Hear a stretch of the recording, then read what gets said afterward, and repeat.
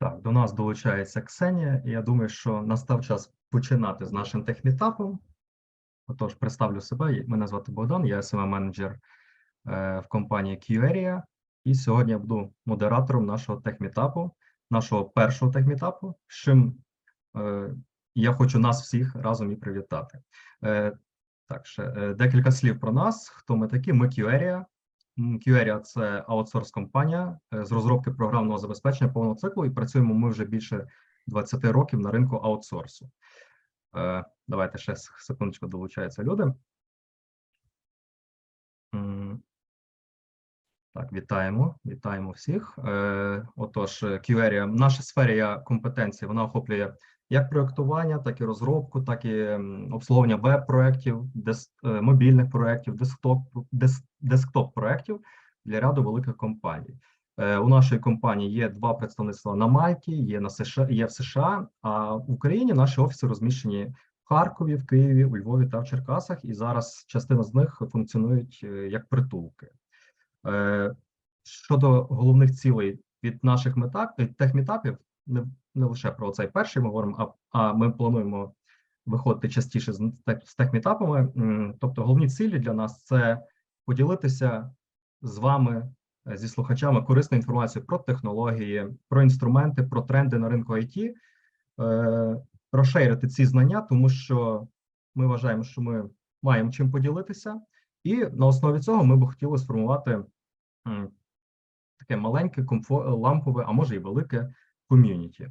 Ну і найголовніше, це, звісно, ми будемо завдяки даним техмітапам ми будемо збирати кошти на Збройні Сили України. Ми вам дуже вдячні за те, що ви долучилися до нашого техмітапу, і всі зароблені кошти ми передамо на підтримку нашої армії.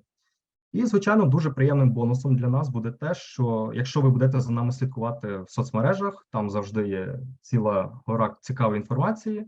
Посилання на наші соцмережі ви бачили як і в боті, так і ми вам розійшлемо після техмітапу, через деякий час розійшлемо матеріали конференції, матеріали техмітапу, і ви теж зможете підписатись на дані соцмережі.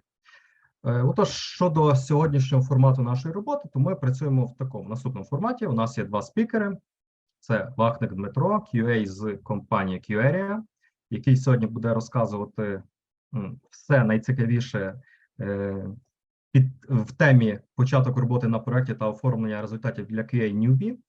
Та Ігор Коваленко, QA з компанії TestFord, він розкаже, як зробити процес тестування більш продуктивним та цікавішим. Отож, сьогодні у нас буде такий формат, виступатиме перший спікер, ми його послухаємо і будемо мати невеличкий часовий слот для питань. Потім буде другий спікер і знову ж таки питання від вас. Усі питання ви можете ставити в чаті впродовж виступу наших спікерів, і після виступу у нас буде час, ми їх обговоримо. Якщо виникнуть ще додаткові питання, ми теж обов'язково їх задамо. Тому я думаю, що ми можемо передавати слово нашому першому спікеру Дмитру. Він нам розкаже про початок роботи на проєкті та оформлення результатів для QA Newbie. Дмитро, запрошую вас до слова. Дякую, всіх вітаю. Сподіваюся, мене чутно. Чек. Все чути, так. Добре, що чутно і видно. В наш час це дуже ефективний інструмент. Сьогодні хотів би з вами поговорити про початок роботи на проєкті. Онбординг – такий момент важливий для проєкту і для роботи в цілому. І скоріш в моєму виступі я хотів би приділити увагу саме таких моментам, таким як, умовно сказати, roadmap, щодо того, що ми маємо зробити, щоб, наприклад, наш процес онбордингу пройшов максимально ефективно, максимально якісно і було менш проблем у роботі далі. Особливо дуже важливо зазначити, що якщо ви, наприклад, працювали в IT раніше, працювали на позиції QA, або зайшли в IT-сферу, або на проєкт з іншої, з іншої сфери діяльності людини, Треба розуміти, що процес онбордінгу на проєкт, який веде компанія Queria, я сам з компанії Queria, ви маєте знати, що, по-перше, це буде абсолютно нове середовище комунікації. По-друге, це будуть, скоріш за все, інші вимоги і інші організації робочих процесів, які є на проєкті, на який до якого вас залучають. І особливо важливим треба зазначити, що проєкт може бути дуже складний для розуміння з самого початку. Тому я спробував розмістити інформацію і досвід, який є в мене, дещо трохи структуровано. Тому, по-перше, сам найголовніший початок. Онбордінг взагалі процес, коли ви вперше вас залучають до проєкту у якості QA, і тому найпершим, в принципі, ну і логічним, скоріш за все, буде ознайомитися з продуктом як таким, що він робить, які цілі, яка мета продукту, кінцеві юзери, для кого він, які функції виконує. І це треба зробити в максимально доступному об'ємі, щоб найбільш розуміти, що за продукт, з яким ви маєте працювати. Наприклад, якщо у нас є веб-додаток, це одна справа. Але якщо є це розробка програмного забезпечення з декількома модулями, які забезпечують трансфер інформації або даних між різними департаментами компанії, це трохи інший аспект. Тому саме знайомство з продуктом дасть вам трохи можливості і трохи навіть часу у подальшому відчувати себе більш комфортно. Другим можливим моментом це треба ознайомитися з командою, структурою організації, в яку, якщо це, наприклад, нова компанія або новий департамент, як працюють, за якою структурою працює, наприклад, там даний департамент або ваша команда безпосередньо, які люди, хто за що відповідає, які позиції, які посади, і особливо важливо для QA, кому звітувати. Кому направляти, надсилати результати роботи, по всьому об'єму те, що ви тестуєте, і так далі. Особливо під час знайомлення, під час онбордінгу ми маємо визначити, які у нас перед нами стоять задачі для QA безпосередньо. Тобто, що ми тестуємо, як ми тестуємо, і якими інструментами ми, власне, маємо користуватися. Це все, в принципі, ви можете побачити на слайді, тому я не бажаю все це перечитувати для вас. Особливо, наприклад, важливим є technology stack, що ви маєте зрозуміти, на яких технологіях, які технологічні інструменти використовуються, власне, компанією, департаментом або командою, яка створює продукт, на який ви заасайнені.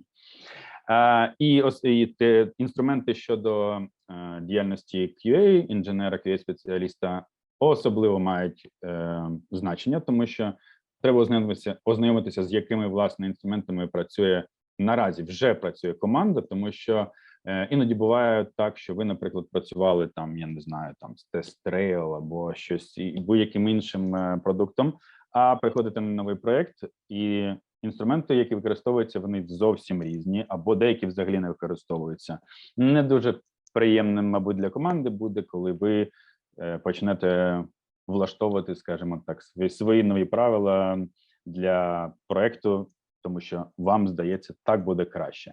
Такі зауваження, в принципі, можливо зробити потім. Якщо ви ознайомитесь з продуктом детально, з процесами в департаменті, в команді, як працює продукт і як працює сам весь процес, тоді, можливо, якщо ви визначили, що цей, в принципі, наприклад, там, умовно, та ж сама Jira або TestRail нам підходять, і тоді, в принципі, в цьому немає нічого поганого, якщо ви можете подати власне бачення того, як можна покращити продукт. І особливо я наголошую на тому, що потрібно максимально ознайомитися з технічною документацією по проєкту, яка, власне, і, скоріш за все, для багатьох людей вона є пріоритетом, коли ви починаєте щось робити. Ми не можемо запустити авто і сісти за кермо, якщо ми не знаємо правил дорожнього руху. Те ж саме і у нас відбувається. Тому навіщо, наприклад, складати документацію, коли, в принципі, вона формальна, або проект невеликий, або все ведеться по скайпу. Тут є багато думок. Я дотримуюсь власного досвіду і вважаю, що документацію, навіть якщо ви не можете дістатися всіх точних даних по специфікації, документацію можна скласти на high level, тобто загальні описи, специфікації, що нам потрібно, що не потрібно, хоча б трохи орієнтуватися в проєкті. Це дуже допомагає.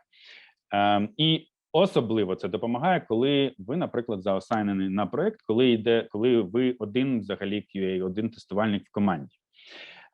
Тут що мається на увазі і що від нас потрібно? Коли ви один на проєкті, дуже важко, особливо на початку, зорієнтуватися, що робити, коли робити, як робити, де робити. Тому дуже важливо організувати власний процес власної роботи так, щоб він в мінімальному сенсі відволікав інших учасників команди і в максимальному допомагав вам у ваших повсякденних задачах і тасках. Тому потрібно під час онбордингу, треба зібрати максимально доступну інформацію по всіх питаннях, які ми вже там бачили на попередніх слайдах, і зробити певний аналіз даних, які ви отримали. Наприклад, ви маєте точно знати, на яких середовищах що тестується, які є функціональні особливості, які є взаємозалежності у продукті, які можуть вплинути на, наприклад, на тестування одного функціоналу, якщо ви не знаєте взаємозалежного модуля, наприклад, який під'єднується до іншого функціоналу, і ви тестуєте лише функціонал, у вас можуть бути багато запитань. Якщо скажімо так, не дуже ведеться документація на проєкті, я раджу вам створювати власні документи. По-перше, коли ви прописуєте і створюєте документацію, ви систематизуєте, власне, всю інформацію, яку ви зібрали. Коли ви власними силами пишете все це, це ще більше дає вам змогу і дає можливості запам'ятати проєкт і більше в ньому орієнтуватися. Тому, окрім просто важливості мати документи, Excel-файли або ще щось, дуже важливо зрозуміти, що бувають моменти, коли на проєкт приходять, заасайнюються нові девелопери, нові QA, нові проджект-менеджери, нові люди, або, наприклад, зміна стейкхолдерів. Саме тоді виникають питання ознайомлення інших людей з продуктом, з тим, що ми робимо, де ми робимо, результатами тестування і так далі. Тому, власне, документація особливо допомагає в цьому. І я знаю, що для багатьох це, скоріш за все, не дуже приємна частина роботи, але вона вам надалі допоможе при вирішенні питань, як технічних, так і, наприклад, спірних або якийсь там, наприклад, конфліктних. Оскільки, якщо документація складена і затверджена на рівні команди, на рівні стейкхолдерів, тоді легше оперувати цими даними. Якщо щось, наприклад, хтось щось забув, у вас є proof, доказ. І, власне, ви заощаджуєте свій час, тому що при онбордингу людей на інший проєкт, ви, як QA-спеціаліст, ви маєте видати всю інформацію, яка є у вас на даний момент. По-друге, є дуже важливий момент, коли ви поверхнево, скажімо так, відноситеся до документації та процесу онбордингу, можливо, так трапиться, що за пару тижнів, або за місяць, або за 3 місяці у вас можуть виникнути питання, і ви, коли задаєте питання команді, автоматично у тімліда або проджект-менеджера, або девелопера буде до вас запитання, що ж ви робили під час онбордінгу, якщо ви навіть, наприклад, таких речей умовно не знаєте, які є в документації, які ми там вам розповідали. Тому створення документації і періодичний перегляд документації, плюс оновлення, якщо у вас постійно є деплой нових функцій, нового функціоналу, нових реквайрментів. Це особливо важливо. Залежно від того, в якій системі, скажімо так, координат працює проєкт, іноді бувають різні види ведення документації, різні інструменти. Досить часто, якщо у вас немає під рукою, в принципі, нічого, скажімо так, особливо крутого з інструментів, я маю на увазі з інтерфейсом красивим і так далі, можна використовувати, власне, Excel або будь-який вам доступний формат, який подобається для, власне, створення одного з важливих моментів документації, особливо при вашій роботі, це такий так званий чек-ліст. Чому, власне, чек-ліст? Тому що, по-перше, ви знову ж таки під час роботи з чек-лістом ви все одно переглядаєте продукт, переглядаєте, що може якісь функції, вже функціонал якийсь треба оновити, щось змінилося. І це досить легко ввести і легко підтримувати, в принципі, це без проблем. І він, от ми на слайді ви зараз можете побачити, власне, на проєкті, один з проєктів, на якому я був, то ми використовували деякі варіанти от такого, наприклад, чек-ліста, що тут особливо для нас було важливим і досить ефективним, що ми знаємо, на якому environment де що тестується, що відбулося, що не відбулося. Також ми зазначали там, додавали скріншоти, якщо є якісь питання незрозумілі, або треба візуально підкріпити ту тест-кейс або те, що вам потрібно зробити. Якщо у вас є власний досвід або власне бачення, як можна поліпшити чек-ліст, прошу поділитися. Sharing is caring. Тому це головний момент. І чек-ліст особливо важливий, коли відбувається зміна стейкхолдерів, зміна там бізнес-реквайрментів або зміна чогось. Тому що ви постійно можете повертатися до чек-ліста за умови, якщо він оновлений. Тобто і проект не на холді. Якщо проект ведеться, чек-ліст має постійно підтримуватися в стані апдейту. Особливо ще треба зазначити, що окрім чек-листа, вже ваша безпосередня задача є тестування і, власне, створення репортів, що ви зробили. Іноді люди досить легковажно ставляться до оформлення баг-репортів. Ми зараз не будемо проходити, як має це докорінно. Я думаю, для багатьох, які вже працювали, ви знаєте, як він створюється. Для тих, хто не працював, скоріш за все, вам розповідали на курсах, але що я маю зазначити? Що перша мета баг-репорту – пояснити помилку девелоперу. Що мається на увазі? Чому я зазначаю саме це? І, можливо, всі ці моменти вже є там в документаціях, я маю на увазі в інтернеті і так далі. Саме вам, як тестувальнику, треба максимально з'ясувати причину, чому не працює. Коли девелопер отримує від тестувальника повідомлення, тут щось не працює,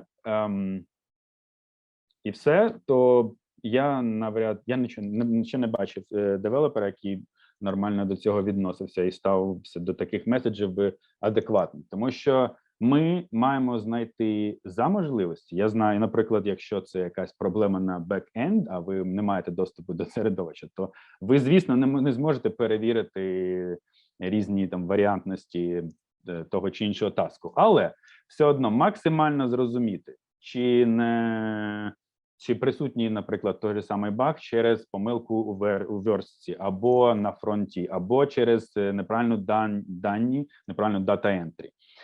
Тому саме власне пояснення девелоперу, і вам це плюс, тому що ви вникаєте, ви входите всередину проблеми, ви намагаєтеся зрозуміти.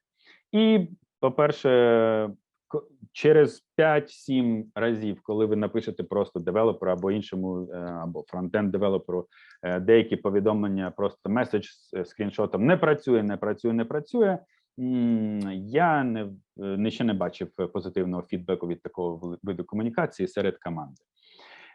Головне для баг-репорту це знати, не знати, а мати у собі в голові 4 таких кроки, 4 моменти. Зазначити передумови, за яким відтворюється цей дефект, цей баг.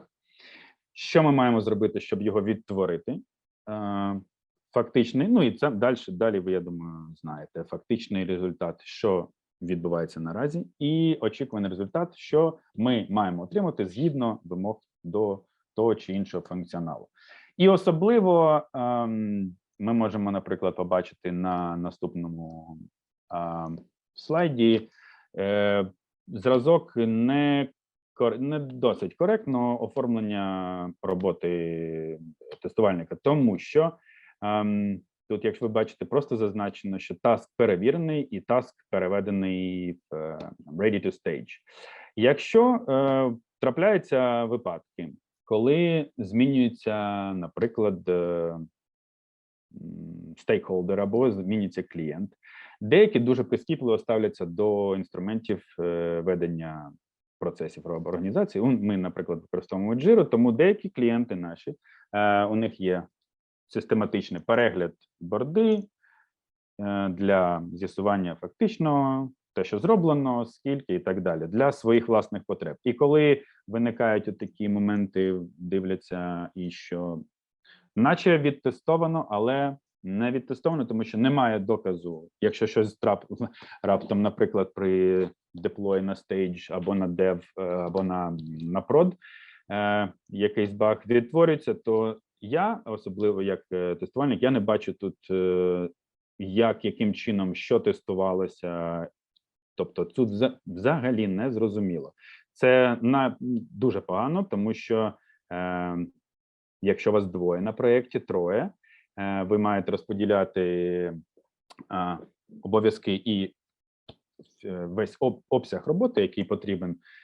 І тому дуже часто в кінці може виникнути багато питань, хто тестував, як тестував. І по цьому результату взагалі не видно. Якщо ви можете, я б радив би вам на важливий функціонал, де треба покроково пройти, робити відео. По-перше, якщо ви додаєте відео, невеличке відео у баг-репорт, люди, які потім перевіряють, або навіть ви при великій кількості інформації, ви просто можете не услідкувати за всім, щось забути, це ми не роботи. Тому важливість оформлення краще слідувати вимогам. Тому що далі можуть ці моменти, якщо їх повз вуха пропускати і не виконати для себе, це в першу чергу для себе і для документування власної роботи. Тому що іноді можуть перевіряти, а в принципі це досить часто. Наприклад, у нас в URE був процес CMMI для атестації, то саме під час цього процесу наші проекти перевірялися на адекватність ведення документації і що, власне, підтверджує вашу якість як спеціаліста. Це щодо оформлення, і треба зазначити головне, в принципі, що я хотів би сказати, підсумовуючи все. При всіх, ми, як я вже зазначив, не роботи, але ми маємо бути, як тестувальники, максимально уважними до деталей. Це не означає, що ви маєте бути абсолютним перфекціоністом. Ви маєте знати, що в пріоритеті, і, звичайно, звертати увагу постійно на продукт, з яким ви працюєте. Навіть за умов, що замилюється око і всі інші. Але ця тема буде розкрита трохи згодом. Щодо англійської мови. Для мене, я вам чесно скажу, було досить, як би так сказати, легко, досить несподівано, коли я дивився курси і щодо тестувальників, QA, всі ці речі, майже, ну там тільки 3-4 школи, які умовно називаємо онлайн-курси, давали можливість студентам писати перші баг-репорти і пробні там тестові завдання англійською мовою. Я ще, можливо, я не так багато працював, але я ще не зустрічав документації або описів українською або іншими мовами. Зустрічав китайською, але то інша казка. Тут є таке, щодо англійської. Вам потрібно буде, який рівень? Рівень має бути наступним.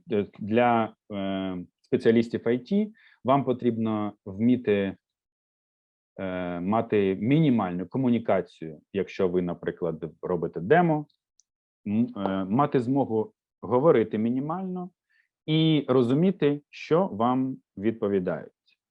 Це перше. Друге, з написання документації або написання запитів, наприклад, для вирішення того чи іншого нового функціоналу, ви маєте бути, ви мусите знати, як правильно написати, щоб на адресат ваш подивився, почитав і сказав: вибачте, я нічого не розумію. Такого не буде.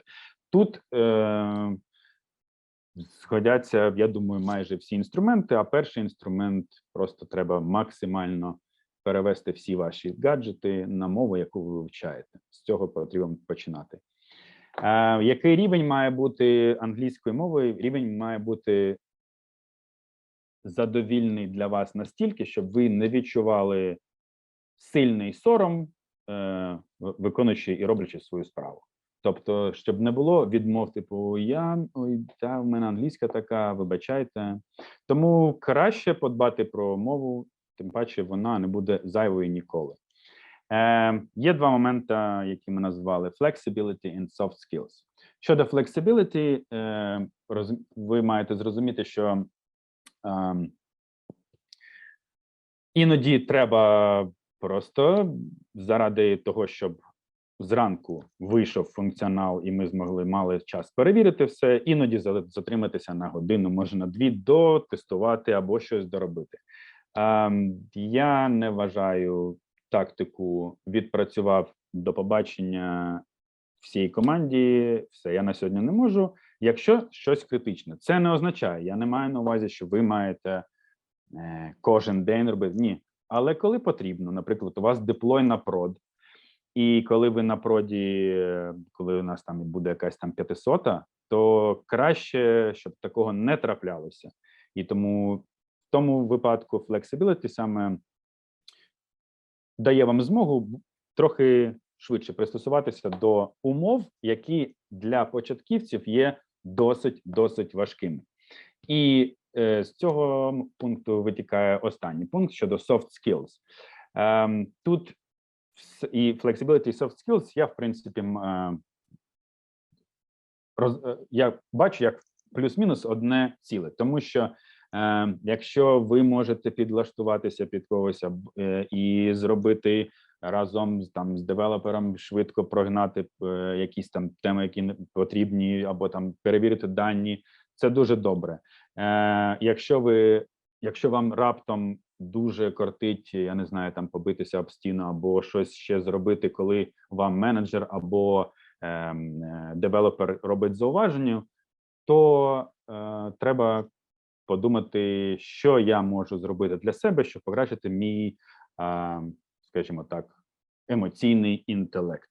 Тому що ми всі люди, ми не роботи, але і помилок помилки трапляються всюди. Якщо вам помилка аж кортить і ви прямо аж сильно переймаєтеся, є, власне, саме зараз задуматися і замислитися про те, що треба щось трошечки змінити. І наостанок, особливо щодо soft skills, не знаю, чи воно проговорювалося раніше кимось, скоріш за все, але багато є дуже порад користування, як себе вести, як харчуватися, займатися спортом. Це все добре. Я можу порадити і лише одне: зробіть свій сон систематичним, регулярним і доволі достатнім, щоб ви залишалися в фокусі для виконання вашої роботи. Дякую за увагу.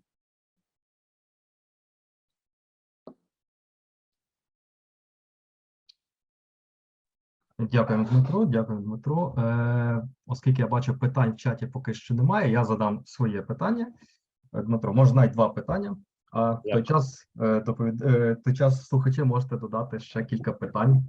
У мене перше питання таке менш тривіальне. От ти тільки що говорив про зробіть свій сон систематично. Скільки, власне, тобі потрібно спати в день, щоб бути Вночі. таким, як ти себе описав? Ну, вночі, а от по годинах приблизно скільки тривалість? Дивіться, я маю навіть сказати, як у мене все працює.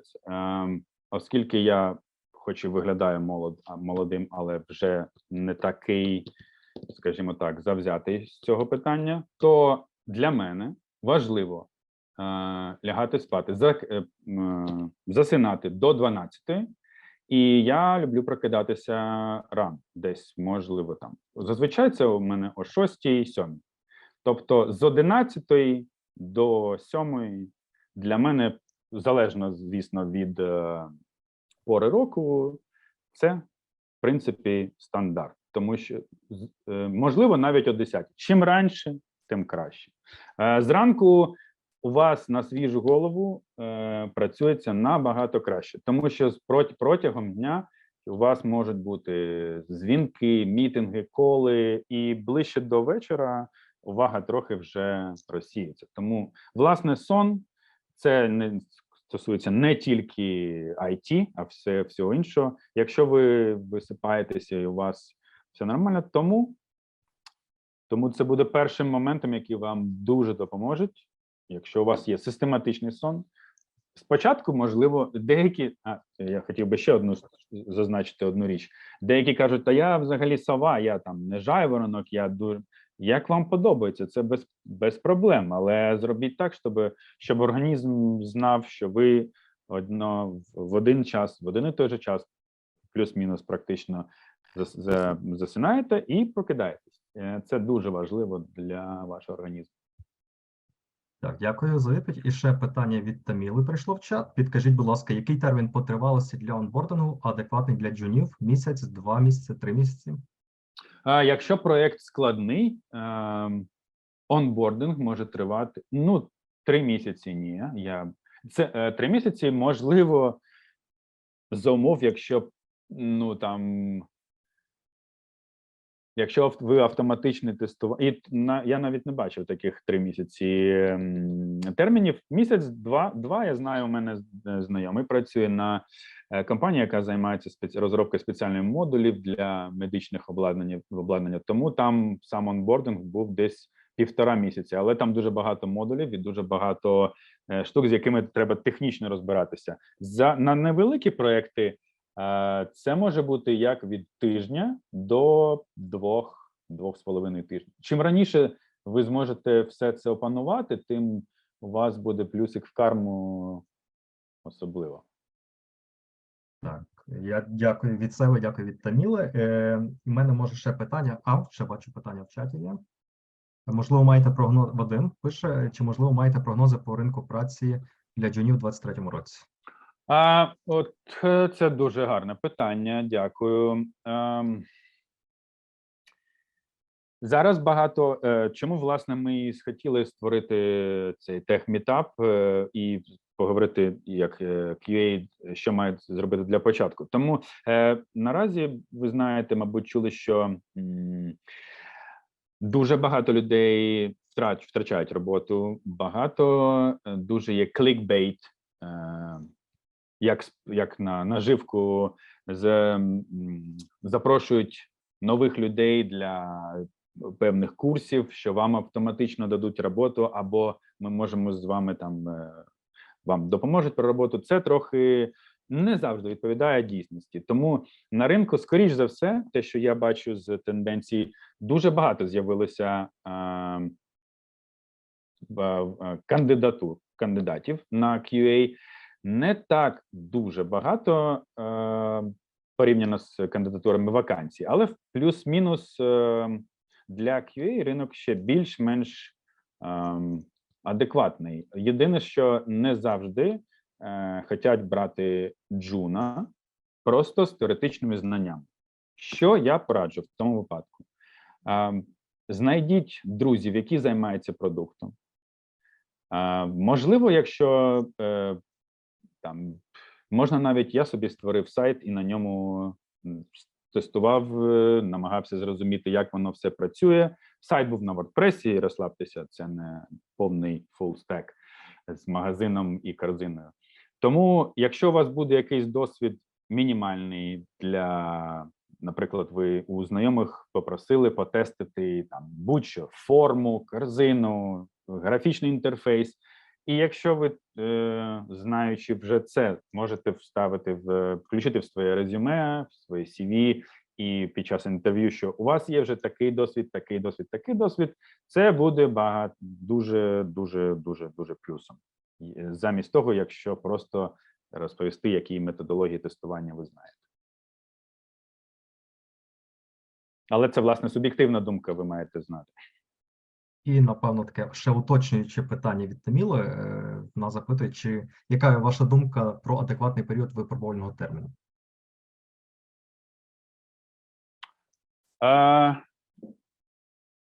Для QA в IT я вважаю адекватним до першого деплою на прод. Десь, я думаю, місяці 3-2 як мінімум. Якщо не, ну, я маю на увазі, якщо проєкт великий, середньої, великої масштабованості. Якщо це невеликі проєкти, тобто ви один QA, то, в принципі, якщо ви справляєтеся, і місяця, можливо, буде достатньо. Зазвичай, я би порадив відноситися до вашого випробувального терміну так само і навіть трохи краще, ніж просто до роботи. Тобто, він випробувальний термін, можливо, там для команди, подивитися на вас, для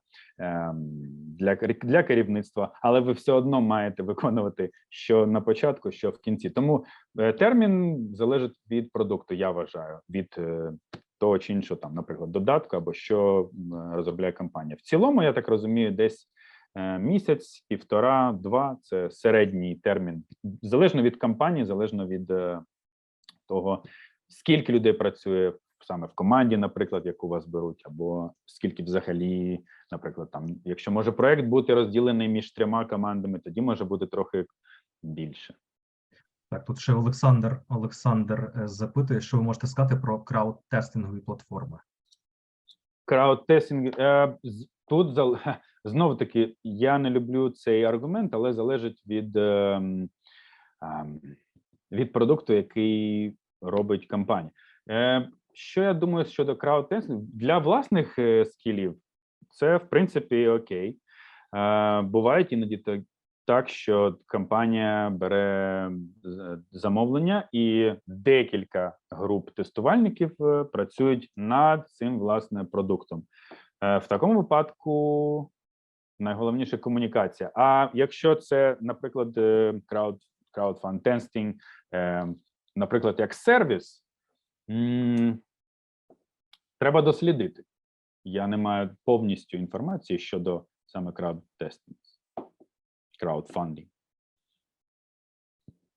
Так, і Вадим запитує, чи є ключем до успіху проактивність кандидата при онбордингу?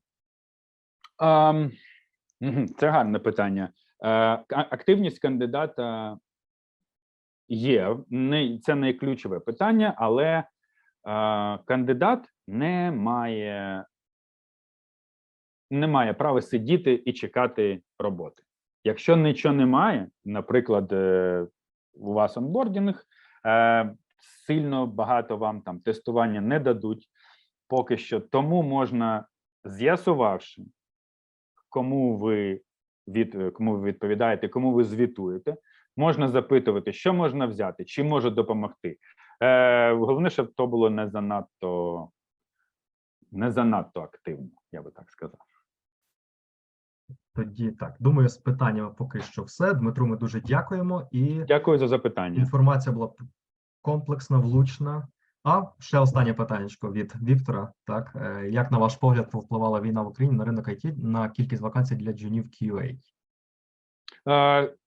Кількість вакансій,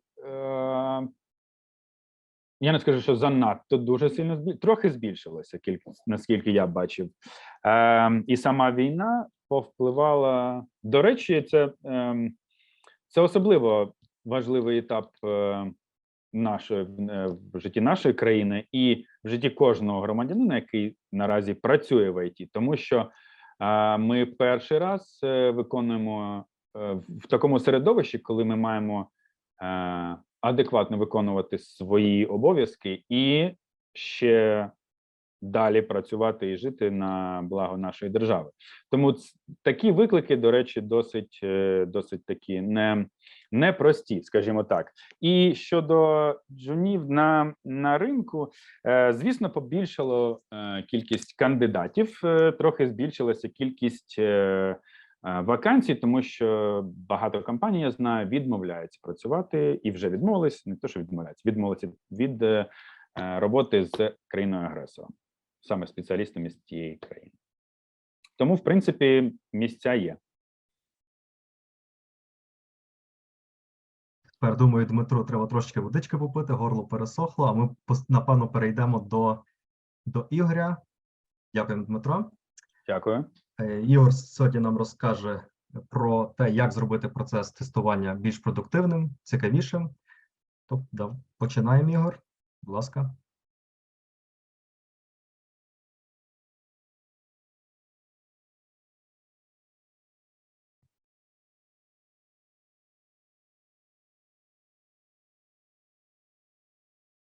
Ігор, вас не чути.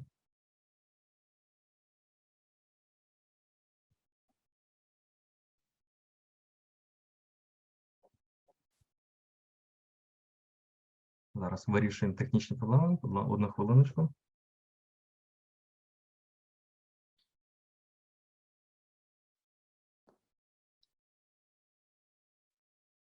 Так, а тепер чути мене? Все, тепер прекрасно чути.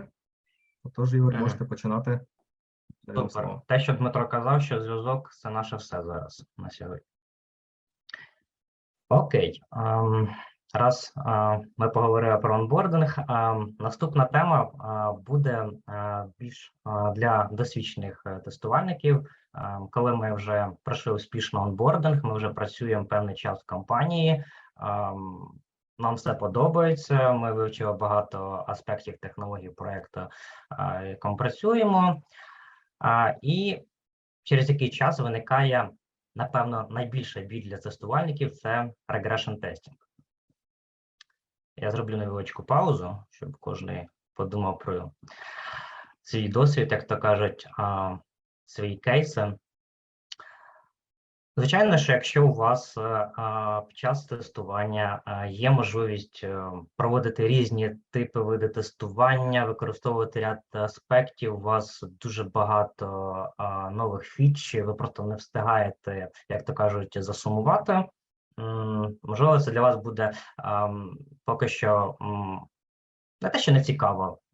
Я думаю, в будь-якому випадку послухати варто. Можливо, ви просто можете похизуватися, чи ні. У мене такого немає. Я вже працюю декілька років і проводжу тестування, і, в принципі, немає ніяких проблем з цим.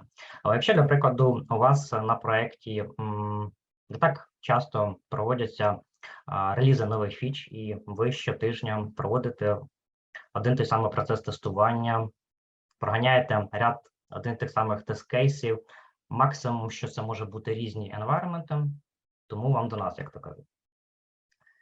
Отже, що ми можемо зробити, якщо у вас така ситуація. Поділюся безпосередньо свого досвіду, що я робив, що продовжую робити. Якщо у вас є необхідність і бажання зробити процес тестування більш цікавішим, не втрачати фокус, тому що насправді, якщо regression testing постійно проводиться, ми втрачаємо інтерес, втрачаємо фокус, і, звичайно, сам процес тестування приносить все менше і менше value. Ми не знаходимо нові баги, і, по суті, процес тестування проходить не дуже добре. Що ми можемо додати? Ми можемо додати exploratory testing. Я не буду розказувати повністю, що таке exploratory testing. В кінці презентації є список книжок, які я рекомендую протестувати. Скажу декілька слів щодо exploratory testing. Дуже гарно про цей тип тестування або техніку тест-дизайну, як виділяють, розказав Джеймс Уітакер в своїй книжці «Тестури». Як проводиться exploratory testing? Є певна кількість тестурів, там ви можете в цій книжці теж ознайомити, там більше 2 десятків. Обираєте тур, визначаєте ціль, для прикладу ставите таймер там година, 2, півгодини, скільки на це у вас є часу, і тестуйте безпосередньо згідно цих цілей. Можу виділити такі тестури, як бізнес-тестур, це коли ви тестуєте виключно key features на проєкті, тобто основний функціонал. Для прикладу, тур супермоделі, тобто є такий тур супермодель тур, коли ви не звертаєте увагу на функціонал, ви безпосередньо звертаєте увагу, наскільки привабливий функціонал, як виглядає ваш продукт для тестування, чи це сайт, чи це якась програма, чи додаток і таке інше. Або, для прикладу, теж цікавий тур, коли ви стараєтеся якомога більше загрузити програму, називаєте інтелектуальний тур, коли, для прикладу, ви там проганяєте там валідацію якихось форм, вводите всі дані, які можуть, як то кажуть, зламати програму і таке інше. Exploratory testing ви можете використовувати як окремий тип тестування, якщо є на це час і можливість, або якщо немає часу, ви можете просто використовувати це за regression testing, тобто ви знаєте основні тест-кейси, знаєте, як працює функціонал, ви можете виділити безпосередньо, що конкретно ви будете тестувати, тобто ви можете вийти просто за рамки самих тест-кейсів або більш глибше копнути по цьому функціоналу.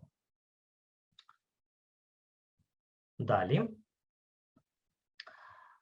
Що ми можемо ще зробити? Ми можемо протестувати 2 кліки. Що це значить? Тобто не варто вчитуватися в те, що знаходиться на вашому функціоналі. Старайтесь не слідувати там того, як зазвичай. Просто постарайтеся якомога більше зробити ту активність, яку вам потрібно в цьому продукті. Для прикладу, якщо це інтернет-магазин, ви знаєте, що вам в кінці треба купити якийсь товар, тобто ви повинні швидко там додати товар в корзину, там вибрати там адреси, вибрати метод там для оплати і нажати там кнопку «Place order». Тобто ви це можете зробити в 2 кліки. Якщо виникають, по ходу, якісь проблеми, ви вже на це можете звернути увагу, і це трішки може змінити ваш фокус, можливо, вийде щось не так. Про послідовність. Як я вже почав казати, що зазвичай ми проходимо тест-кейси згідно вже прописаних preconditions, step to reproduce, і, звичайно, щодня, там, щотижня ви проходите одне й те ж саме, в тому самому порядку, можливо, ви навіть вже не звертаєте увагу на ті інші дії, чи як виглядає той чи інший функціонал. Для прикладу, представте, що ви тестуєте банківське ПО, де вам потрібно створити юзера, І потім, для прикладу, співробітник банку може до цього юзера додавати різні продукти, там кредити, депозити і таке інше. Декілька варіантів. Тобто ви можете, для прикладу, створити спочатку юзера, а потім, коли є такі, для прикладу, skip this action, ви можете скіпнути далі продовження активності працювання з юзера і повернутися до цього трішки пізніше. Або ви можете відразу продовжити створення. Або ж, для прикладу, є можливість в цьому самому функціоналі, для прикладу, який ми представили, відразу оформлювати той самий там чи кредит, чи депозит, і перед цим створити юзера, подивитися, як буде виглядати та чи інша дія, яка буде поведінка. Або, для прикладу, представте сторінку, звичайну сторінку в браузері. Для прикладу, візьмемо навіть наш сайт, я думаю, testfor.com, можемо для прикладу взяти, де на кожній сторінці є багато редиректів. Тобто ви можете з одної сторінки перейти на іншу. Однозначно, в тест-кейсах всі редиректи покрити неможливо, враховуючи те, що функціонал може змінюватись. Спробуйте перейти на ту чи іншу сторінку, для прикладу, там блог, чи, для прикладу, з одної технології на іншу, з статті, з іншої сторінки, подивіться, які є лінки, і, тобто, знайдіть роздоріжжя і перевірте, як це все працює. Ну і останнє, те, що рекомендую на цьому слайді, заблукайте. Що це значить? Представте, що вам скинули новий продукт для тестування, чи це додаток, чи це якийсь веб-ресурс, і ви вперше його бачите, і не знаєте, як він взагалі працює, але маєте певний там user experience. Спробуйте потестувати його ніби в перший раз. І, можливо, знайдете якісь цікаві речі, які ви не могли знайти, тестуючи в рамках regression тестів. Давайте далі. Ну, насправді це вже, якщо зовсім сумно, як то кажуть, можемо звернутися до документації, як говорить один з принципів тестування, так, парадокс Тостида, тобто періодично треба оновлювати документацію, тобто наші тест-кейси. Однозначно, якщо ви довгий час проводите regression тестінг з тими самими тест-кейсами, їх, напевно, вже давно ніхто не оновлював, на це не було часу, чи, можливо, там був редизайн. Я рекомендую вам просто якийсь період взяти і вчитатися в те, що там прописано. Прочитайте спочатку в тест-кейсах, підніміть документацію по цьому функціоналу. Це може бути Epic, це може бути Stories, User Stories. Передивіться кожний acceptance критерія, спробуйте зрівняти. В кращому випадку ви знайдете якісь неточності, можливо, ви зможете завести нові баги, або в будь-якому випадку трішки різноманітнити ваше життя і зробити користь всьому проекту. Це оновити документацію, тест-кейси і піднімете це питання з вашої команди. Це може бути підняття питань як із команди розробників, так і з проджект-менеджером, продакт-онером. А особливо це цікаво насправді, як Дмитро в презентації говорив, що змінюються, для прикладу, або стейкхолдери, або той самий продакт-онер, PM, і кожна людина дивиться на вимоги під своїм кутом, під своїм досвідом, і, можливо, дійсно щось цікаве ви знайдете і зможете знайти якісь неточності, завести баг-репорт, і це все пофікситься.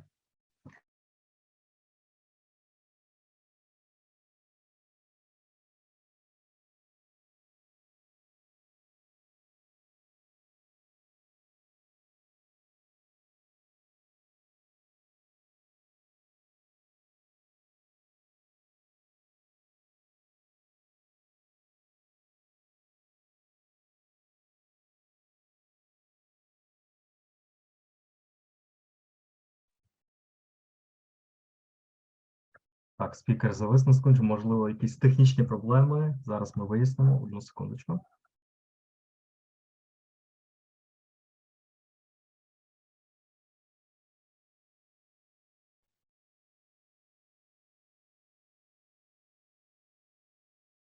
Так, я знову тут, напевно, я відвалився, так? Богдан, чути мене? Все чути, Ігор, чути, так. Щось типова ситуація в Україні під вечір. Можеш Можливо, так. продовжувати, так. Якщо можна, будь ласка, може вам на мене не було чути на якомусь періоді, чи в принципі до цього чутно було Ні, нормально? до цього слайду все Добре, було так. окей. Окей. Переходимо далі. На цьому слайді, як вказано, треба знайти баг, влаштуйте челендж.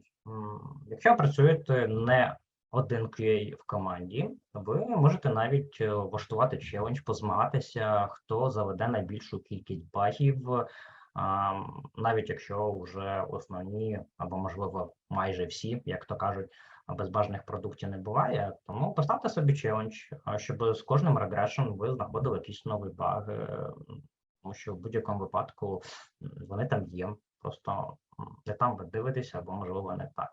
Якщо ви один QA, так само постарайтеся собі поставити таку ціль, і якщо ви будете починати свій процес тестування, кожен новий процес тестування з тою думкою, що я обов'язково знайду баги, ви однозначно це зробите. Якщо ваш процес тестування буде починатися з кожним разом, ой, знову це регрешн, та там все давно заведено, так, про пасою ті тест-кейси, це не працює насправді. Ми повинні перевіряти кожний функціонал згідно тих написаних тест-кейсів, і кожен цикл тестування має приносити свої value. Правило 80-20, я думаю, всі про нього чули, його використовують у багатьох сферах, в тому числі IT, це принцип Паретто, тобто ви однозначно маєте знати з досвіду, де найбільша кількість багів, в якому функціоналі, в якому модулі, підмодулі. Постарайте максимально попрацювати над ним, і, можливо, там ще будуть ті баги, які ви ще не завели. Ну і, в принципі, це має бути в нас в крові, ставте все під сумнів, тобто потрібно тестувати так, де наче там скрізь баги, як було в попередніх слайдах, і не потрібно закривати очі на якісь там мінорні, тривіальні баги. Однозначно не потрібно думати, що хтось та заведе, він такий некритичний, мінорний чи тривіальний, або навіщо я на це буду витрачати часу. Кожний баг має свою цінність, і краще завести навіть самий тривіальний баг, ніж його пропустити. Можливо, колись він стане навіть, якщо, наприклад, говорити по пріоритету, буде важливіше, ніж ви про це думали. Рухаємося далі.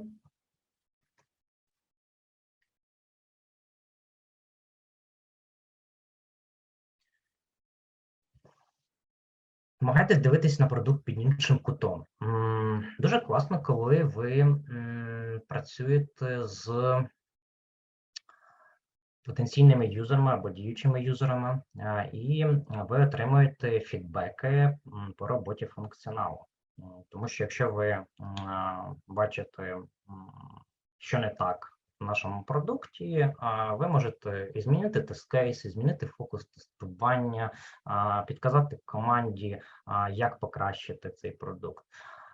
Якщо у вас немає такої можливості, почніть з того, що перегляньте цілі для тестування. Тобто, представте, що ми тестуємо, для прикладу, велику CRM-програму, де є можливість працювати багатьом різним юзерам. Для прикладу, там менеджерам, QA, розробникам, там HR, рекрутерам.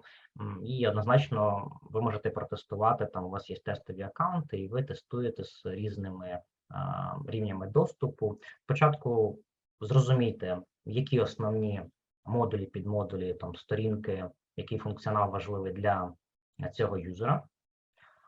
Оцініть продукт з його точки зору і протестуйте, ніби ви працюєте безпосередньо, як там, для прикладу, там рекрутер працює з цією програмою. Однозначно, ця ідея може вам допомогти в перегляді на цей продукт з іншої точки зору. Рухаємося далі. Ну, насправді в мене презентація трішки коротша, ніж у Дмитра. Будемо сподіватися, що будуть питання. Однозначно, процес тестування, в тому числі regression, має бути однозначно як продуктивним, так і цікавим. Якщо у вас виникають такі труднощі, ви однозначно можете включити як свій креатив, так і, для прикладу, оговорювати такі питання на ваших там дейлі мітингах з команди, як команда тестування, або в цілому бути проактивним. Насправді тут проактивність теж важлива, намагатися щось змінити. Якщо ви бачите, що та документація, ті інструменти, які у вас наразі є для роботи, не допомагають в тестуванні, і ви потроху втрачаєте фокус і не приносите value, як то кажуть, ви перші повинні на це звертати увагу, тому що насправді, якщо це буде продовжуватись дуже довго, ви будете місяцями проводити regression тестінг, не знаходити баги, на це може звернути хтось інший з вашої команди, project manager, там тімліди і так далі. Тому старайтеся максимально слідкувати за якістю свого тестування. Щодо побажань, як на початку Дмитро казав, що скільки часу спати, тут depends on, як то кажуть, але в будь-якому випадку, те, що я порекомендую, однозначно часто змінювати фокус. Якщо ви прочитаєте книжку Джеймса Вітакера про exploratory testing, тестури, там є один тестур, де ви, для прикладу, запускаєте роботу функціонала і, для прикладу, пішли, зробили собі там каву чи чай і перше подивилися, як воно буде працювати, для прикладу, там, чи закрашиться програма, чи таке інше. Тому я рекомендую частіше змінювати фокус, відволікатися від рутинних справ, в тому числі regression testing, і спробувати щось змінити. Однозначно, ви можете додати також свої лайфхаки. Я думаю, що з часом ми зможемо обмінятися і будемо рухатися до кращої якості продуктів, які ми тестуємо. На цьому у мене все. Дякую. Тоді до питань. На цьому слайді те, що я говорив на початку, Богдан, поверни, будь ласка, є список літератури, який я рекомендую прочитати. Перше – це Exploratory Software Testing про тестури, також книжка написана ще Джеймсом Вітакером і ряд співавторів How Google Test Software. По суті, там багато інтерв'ю різних департаментів, і в кінці там навіть є як додатки теж по тестурам. Ну і, звичайно, рекомендую для різноманітності фокуса почитати Лі Копланда Software Design. Так, дякуємо Ігорю. Зараз ми перейдемо до блоку запитань. Перш за все, я відповім Ксенії, яка спитала, чи буде запис. Так, звичайно, запис нашого тек-етапу. Він буде вам відправлений на пошту разом з презентацією, тобто всі матеріали будуть вам відправлені на пошту. Тепер до запитань. Тут перше питання, я бачив в чаті питання про ручне тестування. Загалом це питання не зовсім стосується цієї теми, але, можливо, на перший раз Ігор дасть відповідь на ці запитання, але майте на увазі, що от такі питання ми обов'язково ще будемо обговорювати на наших нових тек-мітапах майбутніх. То перше питання було, наскільки мануальне тестування ще є актуальним, чи майбутнє за автотестом? Ну, скажу так, думка, яка давно вже вирує, в принципі, я з нею погоджуюся, що роботи, як то кажуть, не зможуть це робити. До чого це? Що автоматизація не зможе покрити всі кейси, які може зробити звичайна людина. Тобто у нас дуже багато різних ідей. От насправді буває таке, що ми навіть не знаємо, що юзер може зробити з цим продуктом, який ми тестували, і він може поламатися. Ну, Насправді, ще довго буде мануальне тестування актуальне. Єдине, що, звичайно, я підтримую думку Дмитра, як задавав запитання, чи скоротилася ну, взагалі, яка ситуація по вакансіям джуніорів, трейні, і що буде в 2023 році, однозначно треба завжди поповнювати свій бекграунд, вивчати якісь нові технології, покращити свої скіли, в залежності від продукту, від трендів, тому що ви просто становитеся більш професійним, швидше ростете, збільшується ваш рівень сеньорності. Це однозначно. Так, дякую, Ігор. І питання від Таміли. Чи варто джуну йти на атестацію ICT QB? Вибачте, якщо я неправильно зачитав. І якщо так, то через який термін роботи? Ну, дивіться, теж скажу думки, які вирують, і в принципі свого досвіду. Я майже 4 роки тому проходив сертифікацію. По суті, я працював десь біля 2 років і, по суті, йшов на цю сертифікацію по пораді. Тобто, що рік плюс, 1,5 року десь має бути досвід, щоб здавати сертифікацію ISTQB. Проте, якщо ми говоримо про foundation level, де в основному є питання K1, K2, тобто запам'ятовування, тобто, по суті, прийняття на віру, вивчення термінології, яка є, людина, яка має величезний досвід, а за рік-півтора все залежить від проекту. Ви можете отримати величезний багаж знань, досвіду, і ви можете трішки переборщити з відповідями і не дати правильні відповіді на ті питання, які у foundation level. Тому тут насправді має бути золота серединка. Ну і знову ж таки є різні, як то кажуть, групи, є противники сертифікації, є ті, які однозначно кажуть, що знання мають бути підтверджені якимось документом, сертифікатом і так далі. Тому насправді тут залежить, по-перше, чи дійсно, подумайте спочатку, чи дійсно він вам потрібний. Якщо, до прикладу, це вимагається в вашій компанії, проєкті, кастомер вимагає, і ви вважаєте це за необхідним, звичайно, варто це зробити. Якщо, до прикладу, ви це не відчуваєте, ви і так знаєте достатньо багато, можливо, навіть ви готувалися, ви просто не здавали, або ви просто маєте дуже величезний досвід і більше йдете в технічну частину, подумайте, чи дійсно потрібно вам цей сертифікат. Якщо тут терміну, depends on, насправді, в принципі, я думаю, що можна з роком досвіду, в принципі, вже готуватися і пробувати здавати foundation. Так, дякую за відповідь. Ще таке, поки є ще час, щоб ви задали питання в чаті, а я відповім Олександру, який питається, як підписатись на запрошення на подібні мітапи. Ну, перш за все, підписуйтесь на наші соціальні мережі. В презентації та й в боті ви бачили посилання на ці соцмережі. Усі анонси нових мітапів, звичайно, будуть. Також підписуйтесь на наш телеграм-канал. Також, я думаю, наш бот буде розсилати усі анонси нових техмітапів. Я бачу в чаті вже посилання на телеграм-канал є, тому підписуйтесь.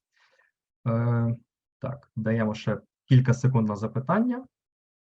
І якщо питань, напевно, якщо їх не буде, то ми будемо дякувати Ігорю за прекрасну доповідь. Ще раз подякуємо Дмитру за доповідь.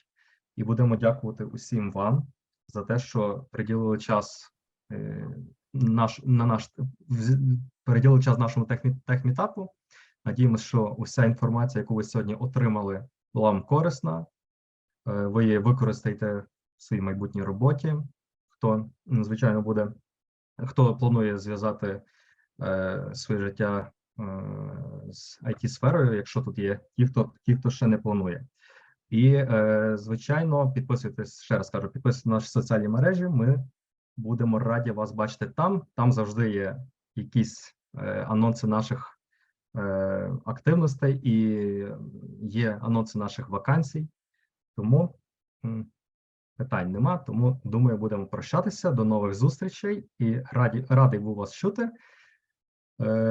До зустрічі. Чекаємо новий техмітап. Дякую.